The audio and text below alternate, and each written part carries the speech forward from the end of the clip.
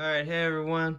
We're going to be doing an unboxing video for the month of October, and it is going to be of the Transformers Studio Series, both Topspin and Leadfoot. I managed to find these guys at Target, as well as the King Kong and Velociraptor Delta. In fact, coming to think about it, I think I found all these guys at Target, so Target is the store of the month this time, but yeah, I found like I said, I found the Amber Collection Delta. They're starting to put the Amber Collections out in stores, which is the first since the original Jurassic Park Velociraptor that they put out. So that's actually really cool. Of course, Neca has the deal with Target, so they put their stuff out in stores. Granted, it takes them a long time for them to get to stores. That's the only thing that kind of bugs me. But then we had the Studio Series stuff, which just kind of comes out whenever they want to. So yeah, well, let's go ahead and crack these figures open and let's get right to it. Alright, so here we have Leadfoot and Topspin, and you can see when it comes to accessories, not only do they have their guns and weapons, but Leadfoot actually comes with his little dog Steeljaw, which was a concept character for the movie.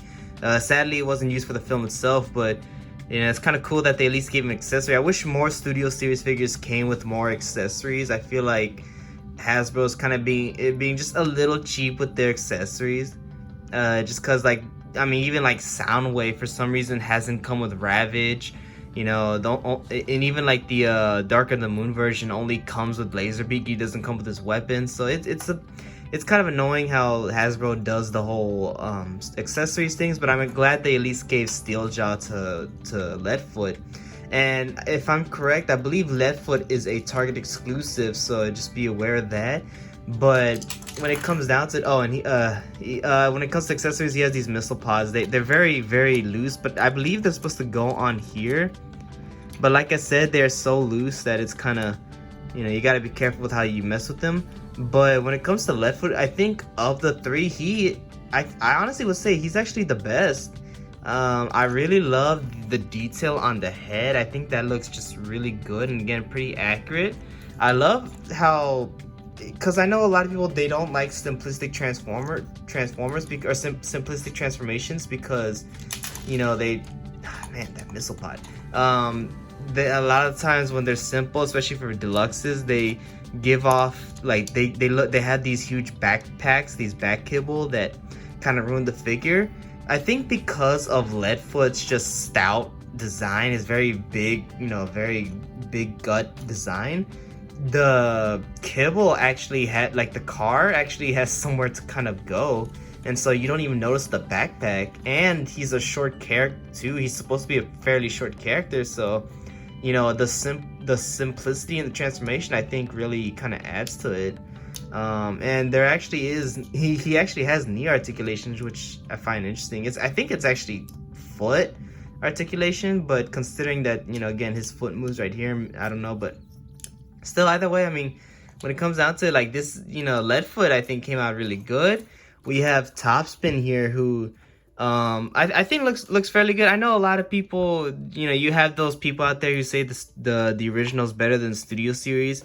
I guess in terms of like the backpack, as you can see right here, this is a massive backpack. I'm not really even, you can't even really get rid of it. It's supposed to like kind of, let's see, I think it's supposed to kind of fit into this from what I could tell, but it doesn't really go in, and I don't know, it doesn't really feel like it fits in very well.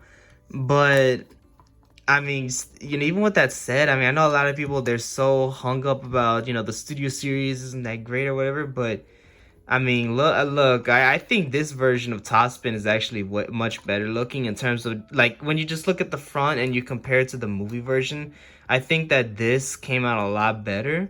I mean, just look at the face. I mean, it's hard to tell, but there's like so much detail on the face. I even like how they did the little mullet cap thing.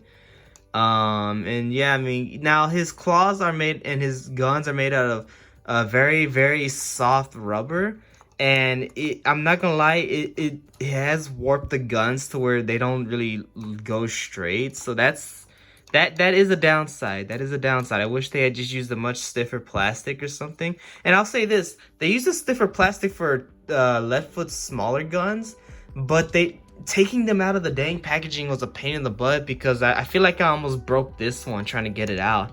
So in this case, I wish they had used the softer plastic, and I wish for this they had used the sturdier plastic, but you know, it's still, I got it out, everything's good. This guy's pretty loose, but overall, I mean, hey, if you're collecting the Studio Series, if you've been collecting this far, I don't see why you would stop now. I mean, unless you don't like the Wreckers, then I don't see why you wouldn't get these guys, because they're the same quality. They're, you know, they're just, you know, they're, in my opinion, they're really good. They're fun, they're really faithful adaptations while still being, you know, retail price figures. Looks like his doors actually. And there goes those guns. That's the only thing about Leadfoot, is that his gun, or like his missile pods, are really loose, and it's just this one. But other than that, I mean, other than some of the little minor issues here and there, I really think that these, again, you know, the Wreckers were an interesting set of characters, even though they didn't get a lot of screen time, and sadly Leadfoot was killed off in Age of Extinction. Although, oddly enough, I think you could actually take Leadfoot's head, put it on Topspin's body. You could probably recreate that weird character we saw in the last night. But you know, nevertheless, I mean, even though we didn't get to see a lot of these characters, it was still awesome. It's still awesome that we had them in figure form. And in fact, let me go ahead and just scooch them aside, and I'll go ahead and bring in Roadbuster. And I mean, like, as you can see, I mean, I think this is really cool. Topspin, again, is back heavy, so it's kind of hard getting him to stand straight. Okay, whatever, just leave that missile pod alone. But yeah, so like I said, you know, I think, you know, these are an awesome set of figures. If you can get them, I highly recommend it. You know, again, get them if you can get them at Target, if you get them at Walmart, just, you know, if you like the Studio Series, if you like the Wreckers, just get them. But let's go ahead and move on to the Delta figure. And here we have the Amber Collection Velociraptor Delta. And so far, I mean, it's really hard to say a lot about this. Not because it's a bad figure, but because it's the same Velociraptor. Just like Charlie, he comes with this. The little buckle thing that they had during the Raptor Squad sequence when they were going after the Indominus. But other than that, I mean, you know, it's basically the exact same mold. I mean, that's kind of the only thing that's just a little, I guess, getting a little tiresome, is that, you know, it's the same exact mold. They didn't even go through any efforts of changing the head, because I think that Delta and Charlie had the Jurassic Park 3 heads, where they had that like little ridge or whatever on top of their snout. But that's about it, really. I mean, I honestly, other than that, you know, there's nothing I can really complain about. Although, his toenail got super bent, and this arm doesn't want to move, and because of how thin the arm is, it can bend, but it doesn't want to swivel. I don't want to mess with it. So that's the only thing. Thankfully, his toenail, his sickle claw, not his toenail, his sickle claw, can go up and down, unlike Charlie's. Articulation, other than that part, is really good. I did notice that for some, he has this weird paint issue with his mouth. It's hard to see that, but yeah, that's weird. Other than that, painting's pretty good. Like I said, I'm not very familiar with Delta's design exactly, so I don't know how accurate this is, but I love the shade of turquoise green. Like, it's this dark turquoise green looking color, and I really like it. I actually kind of like that too. Of the 4 Velociraptors are green. I just kind of wish that they didn't die. But yeah, no. So I mean, you know, yeah, it's like I said, same exact sculpt, pretty decent painting and articulation. You know, just overall really good. His tail is super bent, but I'm sure with over time it'll droop down, and with maybe if it doesn't, I'll heat it up. It'll look better. But yeah, so let's go ahead and get the other Velociraptors in here. So I'll start off with the original JP Velociraptor, and you know, I'll just put her in the back, because of course they are all females. I shall put Charlie right here. I have her in another roaring pose.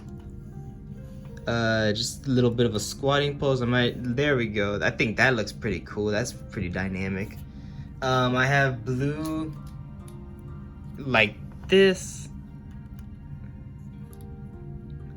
Just kind of, and yeah, so here we have 3 of the 4 Raptor Squad characters plus the Amber Collection Jurassic Park Raptor.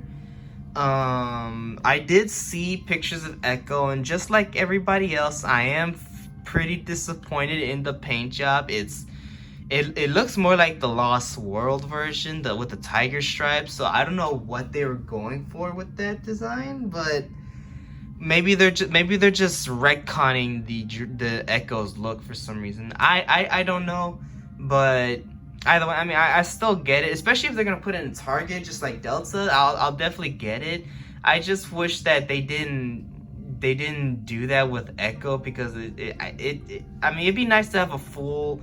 The cool thing about the Amber Collection is that they're articulated and they're supposed to be accurate to the the on-screen versions. So to have one that's completely inaccurate in terms of paint is very annoying for a line like this. But I'll still get it, and I mean, we'll see what happens. But either way, I mean, it's still cool to have 3 Raptors, and it's overall, like I said with the previous ones, at this point, if you're collecting them, I don't see why you wouldn't get Delta, especially because, again, he's going to be more in stores, and I'm hoping that means that the Dilophosaurus will be in stores. I think that'd be awesome. And again, if Echo ends up in stores, then yeah, I mean, that's going to be an easy buy.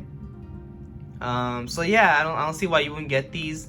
They're $30, so they're a bit on the expensive side for, having some of the quality control issues, but they're still really well sculpted. They have pretty good articulation, and just overall, it's just really cool to have articulated Jurassic Park dinosaurs. So again, if you're already getting these, then I don't see why you wouldn't get this one. So yeah, I mean, just overall good figure. Now let's go ahead and get to that King Kong figure. Ladies and gents, I present Kong, the 8th wonder of the world. Okay, I'm sorry, that was super cringy. But anyways, we have the Neca. I believe this is 7-inch, maybe 8-inch Kong. I don't know, but this is a fairly big King Kong figure. And it's really cool. Now, I've only had this for a few seconds in my hand, but in that few seconds, I mean, I just gotta say, this thing is really cool. The plastic is really top notch. It's flexible where it needs to be over here in like the lower abdomen, but for the most part, it's a very stiff figure. The joints are all pretty good. However, like the feet are pretty stiff, and to try and get him to balance in anything other than a straight pose is a little tough. But I'm sure with a lot more time, I'll probably be able to kind of get him in the pose I want him to. But yeah, so I mean, this is a really cool figure. Now, this is the head that's inspired by the 33 Kong. I mean, as you can see, it's actually some really good detail going on in the mouth. I really like how that turned out. But yeah, no, I mean, it's a really cool head. I think I'm going to stick with the alternate one that they made, the one that's original to this figure, or to this version of Kong, because this is NECA's interpretation of Kong. Oh man, let's see if I can get it in there first. All right, let's see. I think, is that it? No, that's not it. All right, give me 1 second.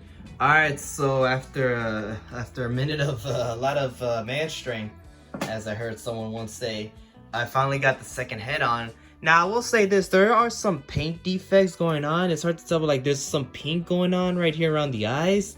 And there's this big splotch of red, although I think that maybe that's intentional to be like a scar. But I mean, still, I think this thing, like painting wise, this thing's actually really good. I really like the shades of brown all over this figure. I really love the red of just the blood. Like these look like they're fresh marks. And again, the mouth is pretty good. I love the way the teeth are just jutting out. I mean, this looks like a vicious Kong. But yeah, I guess I don't really have anything else to say, but like I guess I want to do some size compare, or like some just little comparisons. So here we but first off, he comes with 2 extra hands, and they're just like kind of these I don't know, grabbing hands, but I'm gonna stick with these fisted hands. I think they just fit better, and plus, like, I think if you wanted to do his like kind of beating chest that he's obviously that he's known for, which I gotta say, again, the articulation on this is amazing. Like, check that out. Like, you know, that's really cool. So yeah, we got that right there. And like I said, the joints are actually really nice on this. These didn't come out very stiff. Again, I got this at Target, so you know, these didn't come out stiff, if at all. So yeah, I mean, that's really awesome. I mean, it's, you know, it's very rare to get a figure from NECA, especially when it comes to like monsters and stuff, that doesn't have like a lot of stiff joints. But to get him as straight as I can make him without him falling over, here we'll compare him next to Godzilla just for starts. And as you can see, unless you can hunch him over, this does not work at all. You can't. This is the only thing that I don't understand why NECA did this. But like, if you want a NECA Godzilla versus Kong, this ain't gonna work. It just won't work. And don't even try to do it with the SH Monster Arts 2019, because I mean, unless you don't mind Godzilla being the underdog of the fight, I mean, again, that's not gonna work. You know that, I mean, Kong, I think it's safe to say that if this were the fight, Kong would have the advantage. You know, I mean, he's way bigger than any Godzilla figure. Unless you have like some kind of 29, unless you have the Shin Godzilla, the SH Monstars version, there's not really a Godzilla figure that will like tower over Kong. But I mean, it's still, as a standalone figure, it's amazing. Now, again, unfair, but I'm comparing next to Playmates. As you can see, you know, Playmates doesn't you know, isn't anything compared to this. But I brought this up because apparently this, now these are just rumors, I don't know if this is true or not, but apparently this was supposed to be a Skull Island version of Kong, but was later turned into NECA's own interpretation. And I can kind of see it, because there's a lot of quite a few similarities. The only thing is that, again, the chest, the torso itself looks nothing like this Kong. I mean, because even for Playmate, you can tell that this Kong has, you know, a six-pack. He's very jacked. Like, this Kong is slimmer, doesn't have those exaggerated proportions. So, you know, that's the only thing. But still, if this was supposed to be a Skull Island Kong, then had Playmates not taken over the license, I get the feeling NECA probably would have done the Godzilla vs. Kong line, a Godzilla vs. Kong line, which, again, it's kind of sad that they didn't get to. But I think for a more fair comparison, here we have the Mezco and the NECA Kong, and I think this is a very common comparison. But yeah, I mean, honestly, I think it's really cool that we have very articulated very detailed and well articulated Kongs. If I'm going to be honest, I think I still like the Mezco one for the hair, but for the body, just the body build, I think I just like this jacked up Kong that's like, you know, it looks like he's ready to fight. I especially love the face. I really like his stern look, how he's looking like he's looking off to the distance. You know, this calming, brooding face. I kind of like that a lot more. I think it gives him a little more character. But in terms of just articulation, and I mean, for the most part, I think this is equal to the Mezco Kong. I think where it beats it at is size and articulation and pricing. This thing is cheaper. It's way more articulated. I mean, again, it has double jointed elbows. It has swivel arms. The arms can swivel forward and back, up and down. It just has much more articulation than the Mezco Kong does. The detail and painting, I think, is just as well done, if not maybe slightly better for the NECA. And again, that pricing, I mean, it's $20. The Mezco is like $40, $30-$40. So overall, I mean, you know, and again, it's taller too. So overall, I mean, you're getting much more for the NECA version, and it's more like the 33 Kong, so that's an added bonus. Whereas this is like, it's based off a comic book. It's not based off any movie. So, I mean, overall, I mean, the NECA Kong, I mean, this came out really well. And honestly, this makes me disappointed in their Godzilla line a little bit, because even though I actually made a video kind of thanking NECA, and you can see that in Shinrab Jiro's video whenever he puts that out sometime in November, But yeah, no, I mean it's like when they were even though I was thinking NECA though, when I heard they were gonna make a Godzilla line, this is kind of more what I was hoping they would get to, because this figure is very big. In fact, actually, let me see if I can get the 2003 Godzilla, because I remember that one was very big. Oh no, you see, he's still short.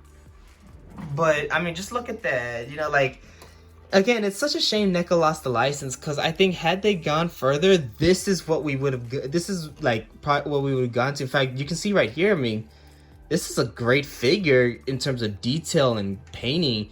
And I mean, you know, this, so like we were heading towards, we were getting these from NECA from, you know, recently. So it's such a shame they lost the license, but nevertheless, you know, I mean, this Kong's amazing, and I think it's definitely worth the money. So yeah, definitely grab this if you're a fan of King Kong, and if you like NECA's figures, because this is definitely one of their better figures.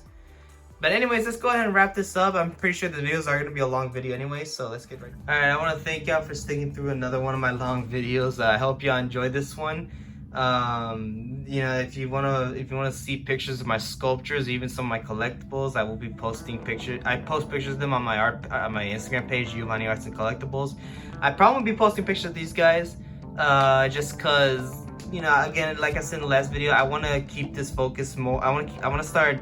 I don't post as much art on there anymore as I used to because of school. So I want to try and just kind of keep that page focused on art. So I won't be posting so much collectibles, if that makes sense. I hope you understand. But anyways, like I said, I hope you enjoyed this video. Again, check out my Instagram, and yeah, have a great day. So I'll see you on the next video. Bye.